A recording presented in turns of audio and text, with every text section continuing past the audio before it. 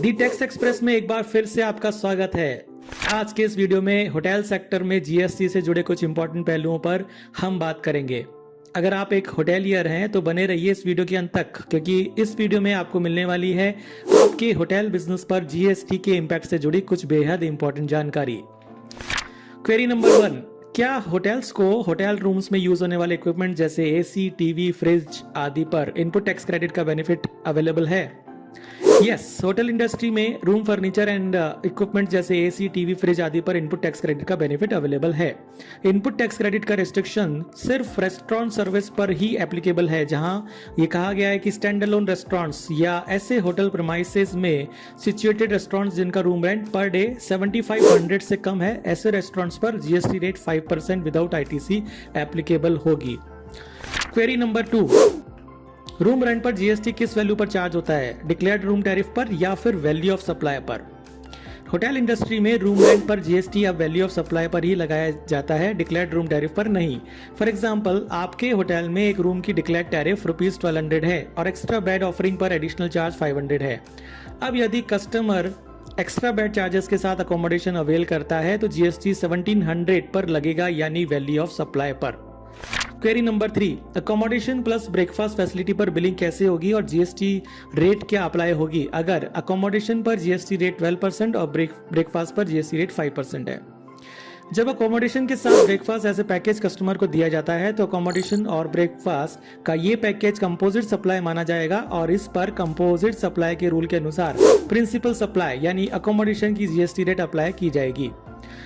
Principal supply accommodation service होगी, इसलिए पूरे पैकेज पर जीएसटी की रेट 12% होगी। लेकिन अगर रूम रेंट 7500 से ज्यादा है तो जीएसटी की रेट 18% होगी। क्वेरी नंबर 4, अगर कस्टमर ने अकोमोडेशन प्लस ब्रेकफास्ट का पैकेज तो अवेल नहीं किया लेकिन रूम सर्विस के तौर पर रूम में ही ब्रेकफास्ट या लंच ऑर्डर किया है, तो इस सिचुएशन में जीएसटी की एप्लीकेबिलिटी क्या रहेगी?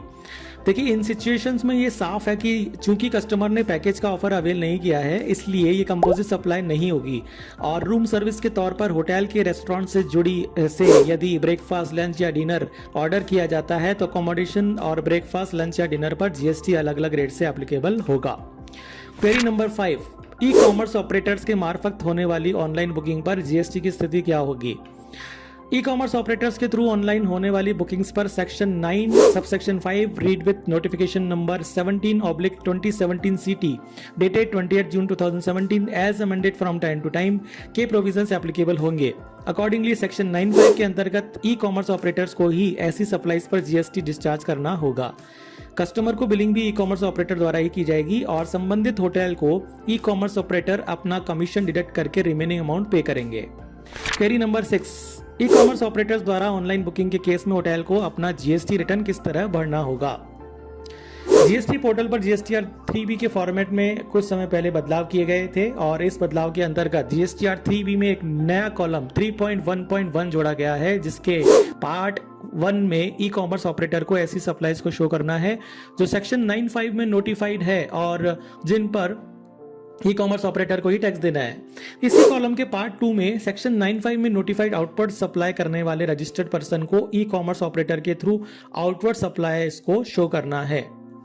होटल इंडस्ट्री के केस में ऑनलाइन बुकिंग पर ई कॉमर्स ऑपरेटर को ही टैक्स देना होगा, इसलिए संबंधित होटल्स टेबल 3.1.1 कि पार्ट 2 में ई कॉमर्स ऑपरेटर के थ्रू की गई आउटवर्ड सप्लाई को रिपोर्ट करेंगे, लेकिन इस पर इन्हें टैक्स नहीं देना होगा। ऐसा इसलिए होगा क्योंकि ई कॉमर्स ऑपरेटर उस पर टैक्स पे करने के लिए लायबल रहेंगे।